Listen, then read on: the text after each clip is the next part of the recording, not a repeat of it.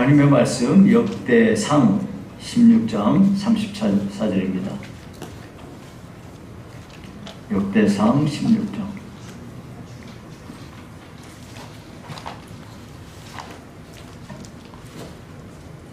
34절로 36절입니다.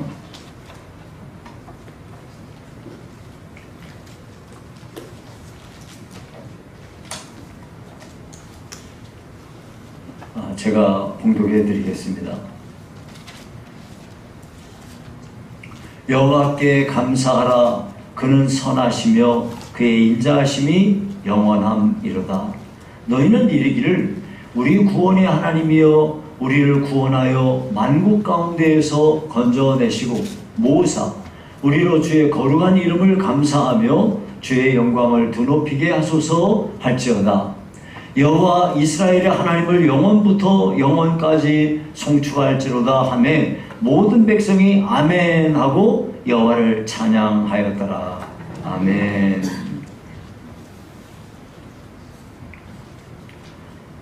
오늘은 여호와께 감사하세라는 제목으로 말씀을 상고하겠습니다. 요 며칠간 우리는 참담한 사고들을 경험하고 있는데요. 지난달 24일에는 화성 배터리 공장에서 일하던 일꾼들이 갑자기 일어난 화재로 도망도 못하고 그 자리에서 23명이 사망하는 참 비극적인 일이 벌어졌습니다. 이번 달 7월 1일 시청 앞에서 역주행하던 차량에 비명도 못 지르고 사람들이 9명이나 사망하는 정말 기가 막힌 일이 벌어졌습니다. 이런 일들을 통해서 우리들에게도 언제든지 이런 비극적인 일이 일어날 수 있구나 하는 것을 우리가 깨닫게 됩니다. 그러니까 우리가 오늘 이렇게 살아서 이렇게 예배드리고 우리가 일상생활하는 것이 그냥 당연하고 마땅한 일이 아니라 하나님께서 우리에게 주신 은혜임을 우리가 고백해야 되겠다 하는 생각이 듭니다. 오늘 맥주 감사절을 맞이해서 우리의 감사의 삶을 다시 한번 점검하는 시간이 되기를 바랍니다. 자, 오늘 역대상 이 본문은 어떤 배경에서 나온 거냐면 다윗이 이스라엘 12지파의 왕이 되었을 때 맨 먼저 국가적인 행사로 하나님의 법궤를 자기가 있는 왕궁으로 모셔오는 사건을 배경으로 하고 있어요. 예. 자, 그러면은 먼저 우리가 살펴볼 게 다윗이 어떤 사람인가 하는 것을 살펴본 뒤에 오늘 설교가 진행이 돼야 되겠어요. 바울 사도가요, 비시디아 안디옥에서 안식일에 회당에 모인 사람들에게 설교합니다. 그 설교 가운데 다윗의 생애를 하나님의 말씀 한 절로 딱 압축하는데요. 사도행전 13장 22절에 보니까 다윗을 왕으로 세우시고 증언하여 이르시되 내가 이새의 아들 다윗을 만나니 내 마음에 맞는 사람이라. 내 뜻을 다 이루리라. 여러분, 우리 교회 표어가 하나님 마음에 들라 그랬는데 하나님 마음에 맞는 사람이라, 이것을 예전에 우리 개역성경에는 하나님 마음에 합한 사람이라, 또 다른 번역에는 하나님 마음에 드는 사람이라. 그래서 내내 같은 말이에요. 하나님 마음에 들라. 다윗은 하나님께서 보실 때 하나님 마음에 드는 사람이었어요. 그래서 그를 통해서 자기의 뜻을 다 이루겠다고 말씀하셨습니다. 도대체 다윗은 어떤 사람이었길래 하나님께서 자기 마음에 든다 하시고 다윗을 통해서 자신의 뜻을 이루겠다고 이렇게 엄청난 칭찬을 하시는 걸까요? 우리가요, 성경을 통해서 다윗과 관련된 모든 기사들을 읽으면서 다윗에게는 다른 사람들과 다른 두드러진 특징이 3가지를 발견할 수 있어요. 첫 번째가 뭐냐면 다윗은요, 온 마음으로 하나님을 사랑한 사람이었어요. 두 번째는요, 다윗은 하나님을 정말로 두려워한 사람이었어요. 세 번째는 다윗은 하나님께 중심으로 감사하며 산 사람이었다는 거예요.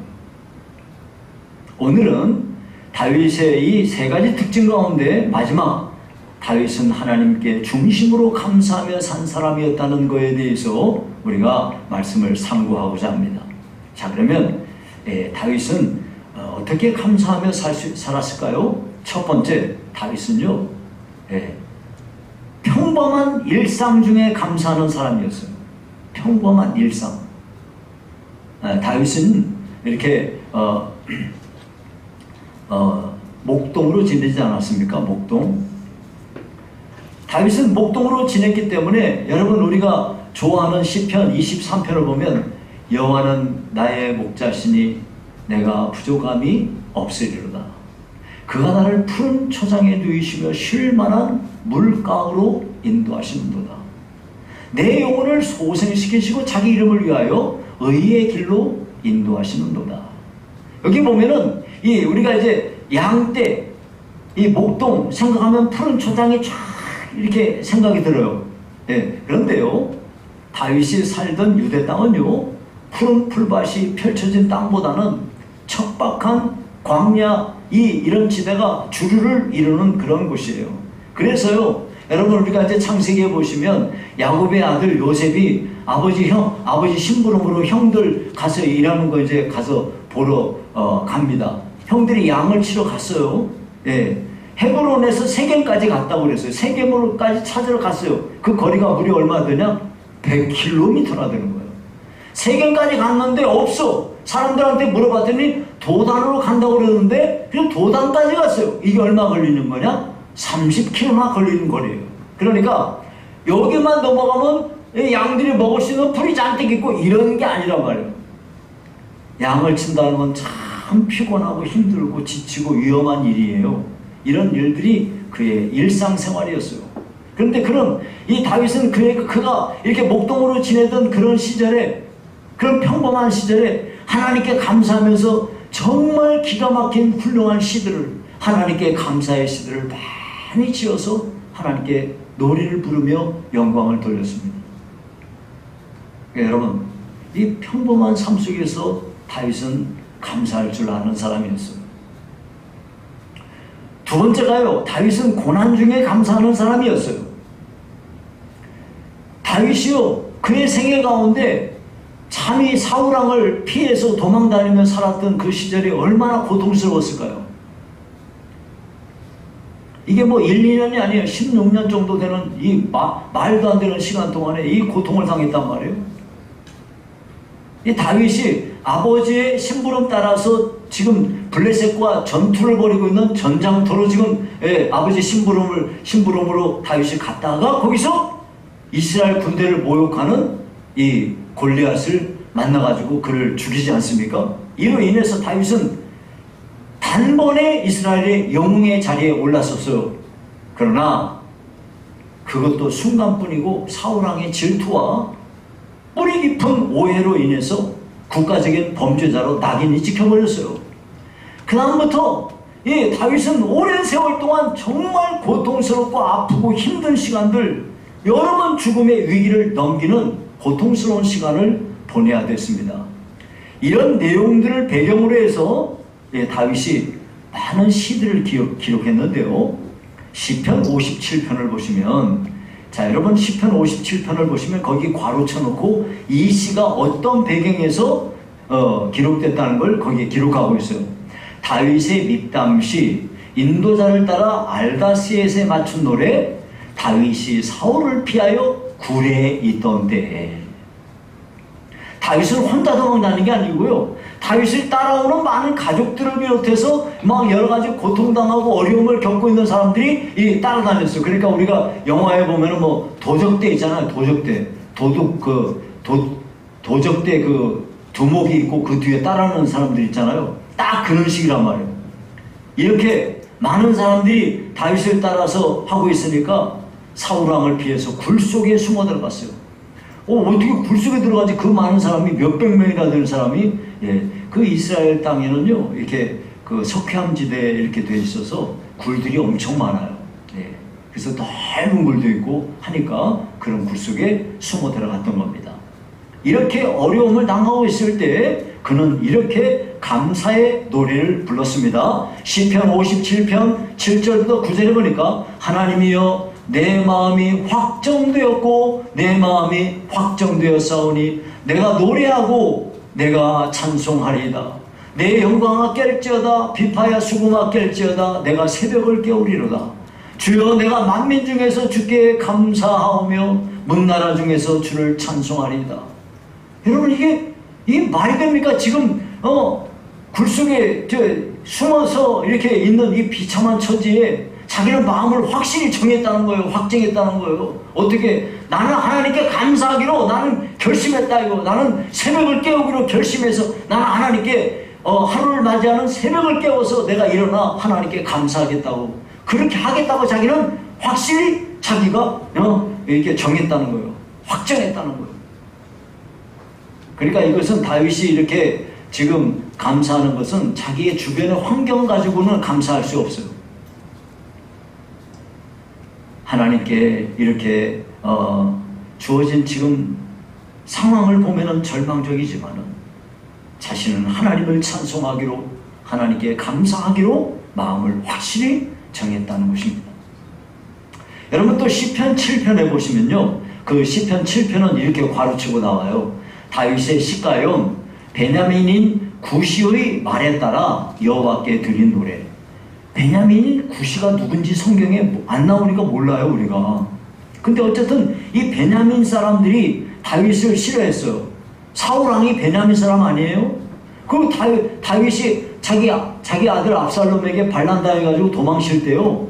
베냐민 사람 구시의 아들 그 사람 누구예요? 베냐민 사람 게라의 아들 시므이가요 쫓아오면서 계속 돌 던지고 막 흙 뿌리면서 저주를 퍼부어댔잖아요. 이게 베냐민 사람이에요. 그러니까 이 사람이 아마도 이 베냐민인 구시는요 정말 다윗을 되게 싫어한 사람인가 봐요. 그래가지고 온갖 저주를 퍼붓고 하니까 그에 대해서 그런 이야기를 듣고서 다윗이 지금 시편 7편에 이렇게 기록을 하는 것입니다. 시편 7편 17절에 보니까 내가 여호와께 그의 의를 따라 감사하며 지존하신 여호와의 이름을 찬양하리로다. 자기가 지금 여러분 살아가면서 내가 억울하게 누명 쓰고 내가 다른 사람들한테 이렇게 있지도 않은 일을 당하고 할 때 얼마나 힘들고 고통스럽겠어요. 그런데 이런 상황 속에서 다윗은 그 상황을 보는 게 아니라 하나님께서 의로우신 분이심을 기억하고 하나님의 의를 따라 감사한다 그랬어요. 가장 존귀하신 그 하나님의 이름을 나는 찬양하겠다 하는 거예요. 여러분 그러니까 다윗은 정말 자기에게 주어진 역경 중에도 그는 감사한 사람이었습니다. 또 시편 34편에 보면요 거기는 이렇게 되어 있어요. 괄호치고요. 다윗이 아비멜렉 앞에서 미친 채 하다가 쫓겨나서 지은 시. 이게 무슨 말이냐면요.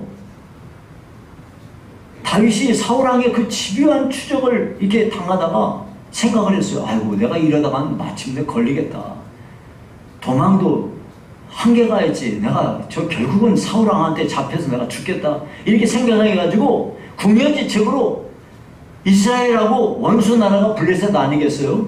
블레셋으로 가면 나 더 이상 안 쫓아오겠지 하고 블레셋 적국인 블레셋 왕 아비멜렉한테 가가지고 나 좀 신변 좀 맡기려고 그랬어요.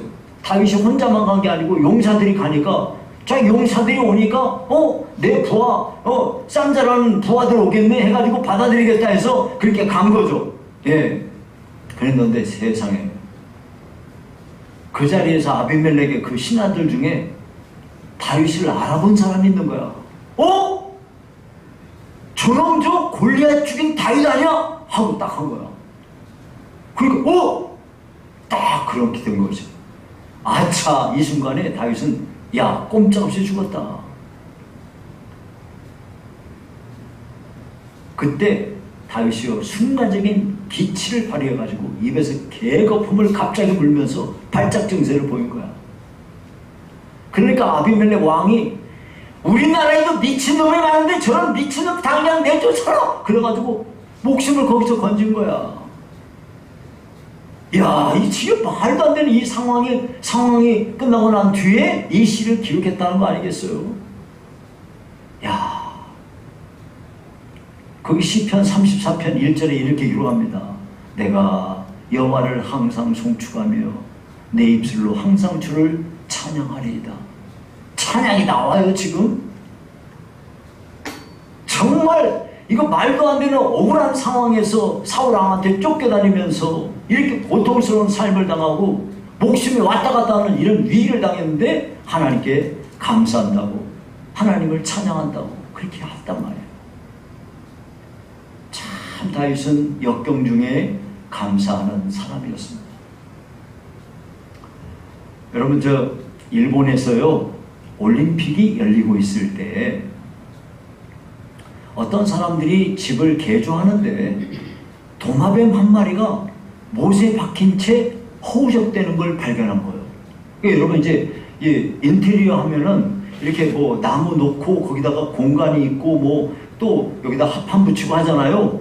그 사이에 도마뱀이 못이 박혀가지고 있는 거야. 아니, 이 집을 지은 지 3년이 됐는데 세상에 어떻게 이런 일이 벌어질 수 있냔 말이에요. 집을 지을 때 이 도마뱀이 못에 박혔다는 말인데 이 3년 동안 어떻게 거기서 살아있었느냐 하는 거예요. 이게 도대체 이해가 안 되잖아요. 그러니까 그 이유를 밝혀내기 위해서 사람들이 은밀하게 이 못에 박힌 도마뱀을 관찰을 했어요. 그랬더니 저녁이 되니까 놀라운 일이 벌어졌는데요. 다른 도마뱀들이 먹을 걸 갖다가 못에 박힌 도마뱀한테 갖다 주는 거예요. 그러니까 못 박힌 도마뱀은요, 못에 박혀 있었지만 몸을 이렇게 못 때문에 몸을 제멋대로 움직이지 못한다는 거 빼놓고는 다른 도마뱀들이 가져다 주는 음식을 또박또박 받아서 잘 먹고요. 움직이지는 못하니까 그 자리에서 똥도 싸고 뭐 하는데 아무런 문제 없이 잘 살고 있었다는 거죠. 여러분, 못에 박힌 도마뱀처럼 오늘날 우리 주변에는 어려운 일을 겪고 있는 사람들이 많습니다. 옴짝달싹할 수 없는 고통스러운 시간을 보내고 있는 사람들도 있습니다. 그런데 안타깝게도 많은 사람들은 마치 못에 박힌 도마뱀과 같은 처지를 당하면 자기의 처지를 절망하고 한탄하고 불평하고 원망하면서 에이고 이렇게 사느니 죽는 게 낫다 그러면서 자기 삶을 팽개쳐버리는 그런 사람들이 있습니다. 그런데 여러분, 하나님께서는요 우리 인간에게는 보호의 본능을 주셨어요. 보호의 본능이라는 게 뭐냐면 우리는요 누군가로부터 보호받고 싶은 보호 본능이 있어요. 또 우리는 누군가를 보호하고 싶은 보호 본능이 있어요. 사람이 오히려 이상하게 우리 자녀들이 여럿이 있어도 가장 아이가 약하고 힘없고 이런 애 있잖아요. 그 아이에게 대한 부모의 본능이 더 많이 가는 거예요. 이거는 필연적인 거예요. 이거는 뭐 어쩔 수가 없어요. 왜 엄마는 차별하냐? 이게 차별이 아니고 그렇게 약한 사람이기 때문에 더 마음이 글로 갈 수밖에 없는 거예요.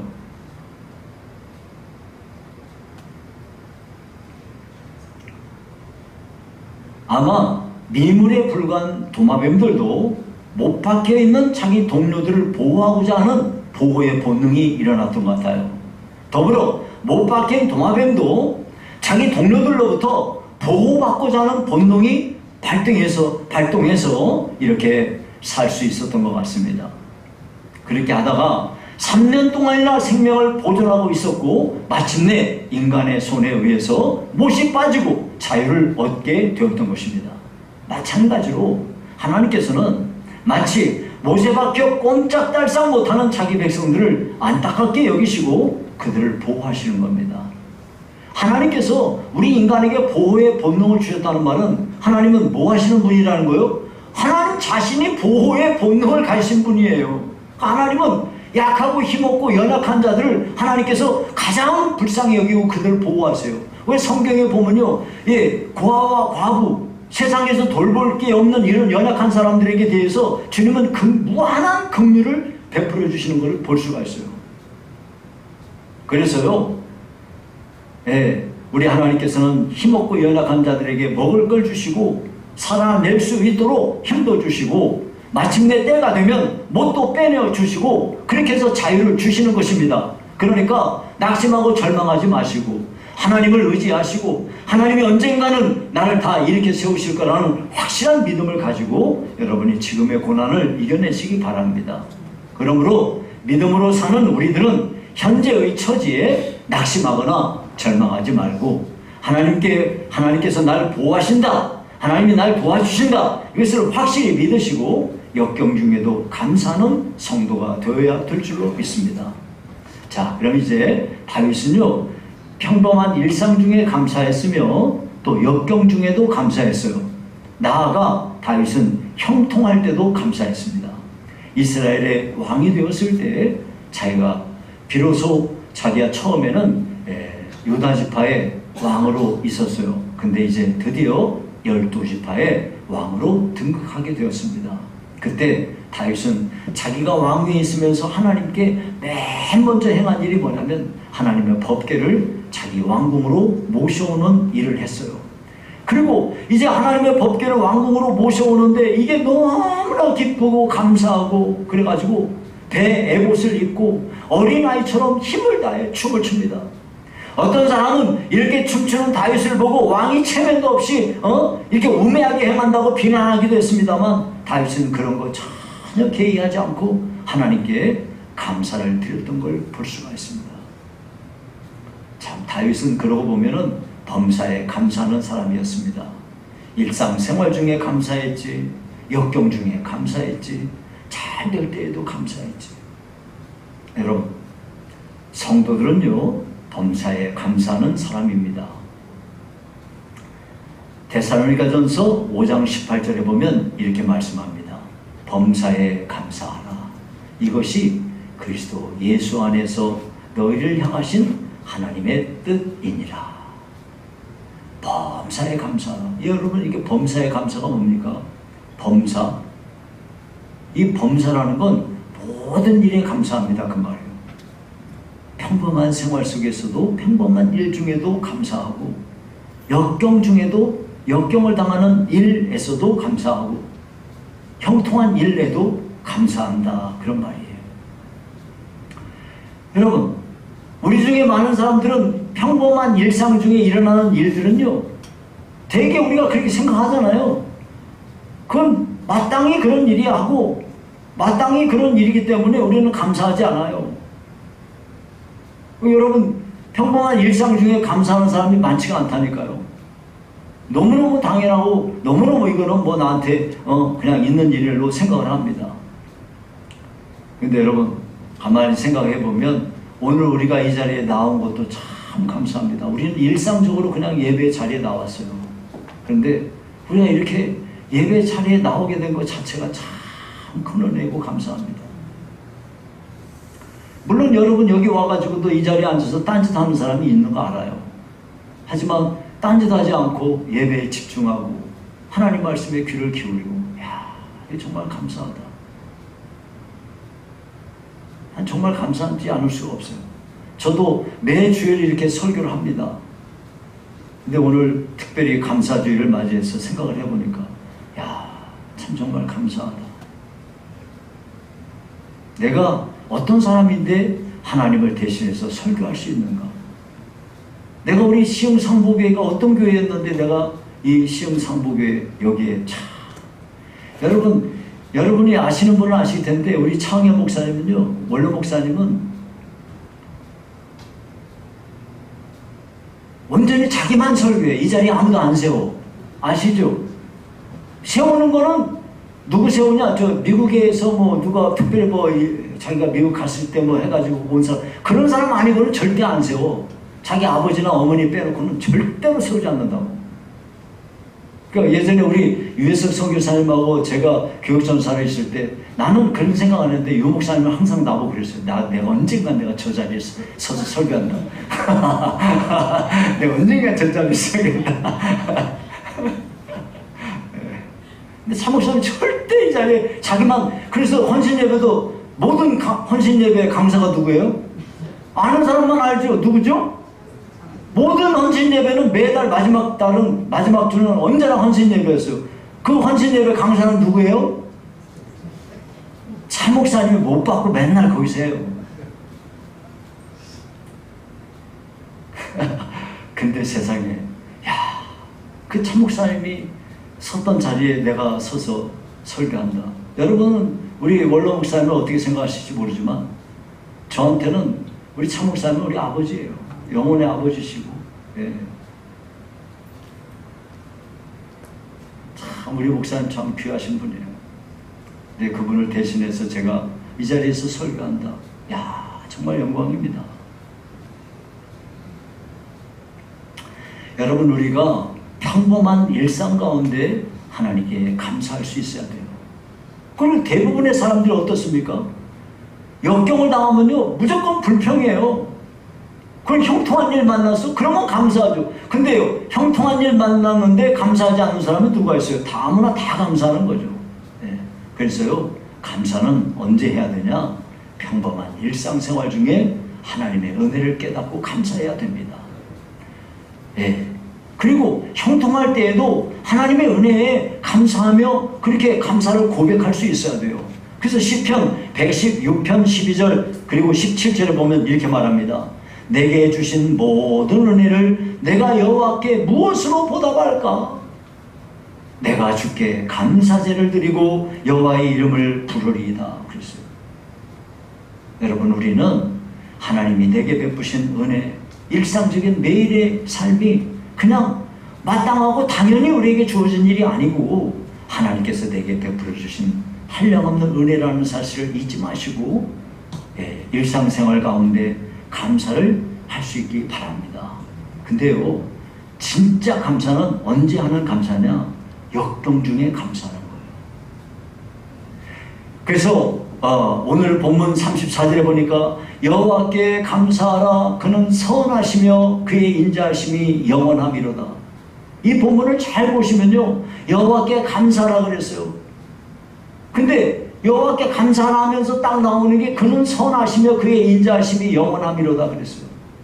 이게 무슨 이야기냐면 우리가 역경 중에 어떻게 감사할 수 있어요? 역경인데, 지금 고난인데, 눈물 나는데, 괴로운데 어떻게 감사가 나와요? 그런데 역경 중에도 하나님은 여전히 나에게 대해서 선하신 분이십니다. 선하다는 게 뭡니까? 착할 선 아닙니까? 하나님은 내게 대해서 착하게 행하시는 분이십니다. 악하게 행하는 분이 아니라. 지금 내가 당하고 있는 일이 고통스럽고 힘든 일이라 할지라도 여전히 하나님은 나에게 대하여 착하신 분이십니다. 더불어서 그의 인자하심이 영원하다. 하나님이 나를 사랑하시는 그 사랑하심, 인자하심은 영원히 변치 아니하고 나한테 지금도 여전히 하나님은 나를 사랑하신다는 것을 깨닫게 될 때 우리는 정말로 역경 중에 감사할 수 있습니다. 그런데 놀랍게도 우리가 역경 중에 감사하면 우리의 삶에 놀라운 기적이 일어나는 것이에요. 그러니까 여러분, 역경 중에 불평하고 원망하는 일은 아무나 다 해요.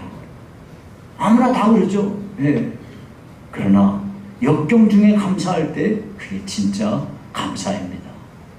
여러분이 이렇게 되셔서 하나님이 예비하신 모든 축복을 여러분의 삶에 다 받으실 수 있기를 주의 이름으로 축원합니다. 이제 말씀을 맺습니다.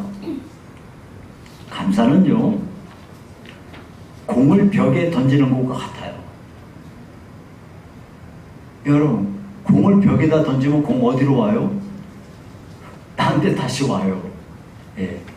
감사가 다 그런 거예요. 내가 감사하잖아요. 그러면 감사가 나한테 되돌아와요. 내가 만약에 자연에 감사하잖아요. 그래서 자연이 감사해서 내가 자연을 잘 돌보잖아요. 그러면요, 자연은 우리한테 좋은 것을 가져다 주는 거예요. 우리가 만약 이웃에게 감사하잖아요. 그러면 좋은 인간관계로 우리에게 되돌아와요. 우리가 만약 하나님께 감사하잖아요. 하나님께서 기뻐하시고 우리가 생각하지 못한 큰 은혜와 축복을 우리에게 돌려주시는 거예요.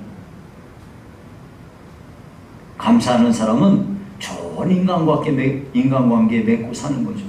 여러분, 우리가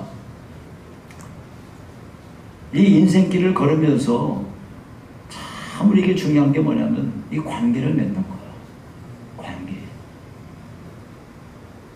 좋은 인간관계를 맺어야 됩니다. 부모와 자식 간에도 감사할 때 깊은 신뢰가 생기고 사랑이 움트는 거예요. 부모와 자식 간에 서로 불평하고 원망하잖아요. 그럼 정말 불행한 거예요.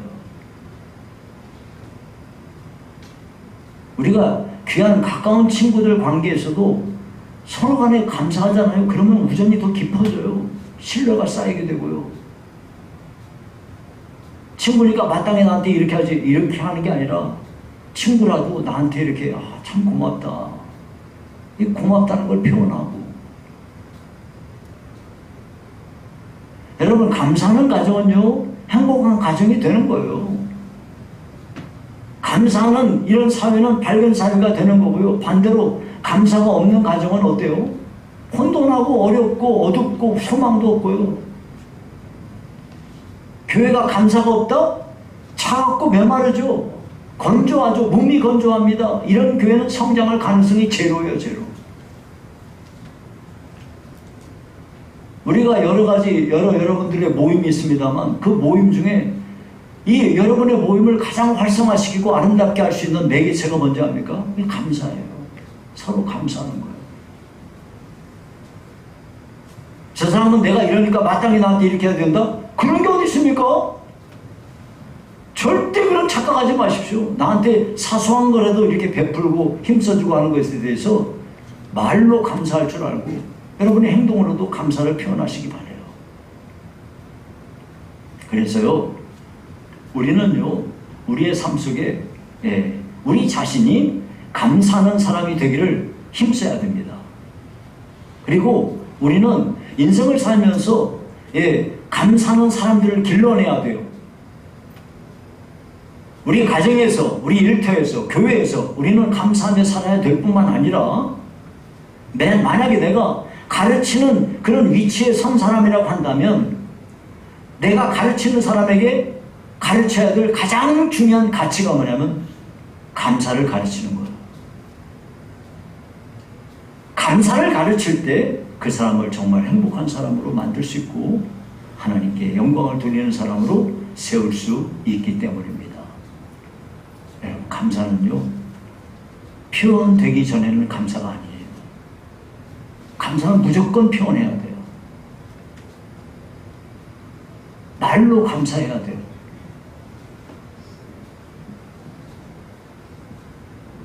말로만 감사하는 게 아니라 여러분의 물질이나 여러분의 모든 걸 동원해서 감사를 표현해야 돼요. 그래야 진짜 감사가 되는 거예요. 이렇게 해서 여러분의 삶 속에 하나님의 은총이 가득하기를 주의 이름으로 축원합니다.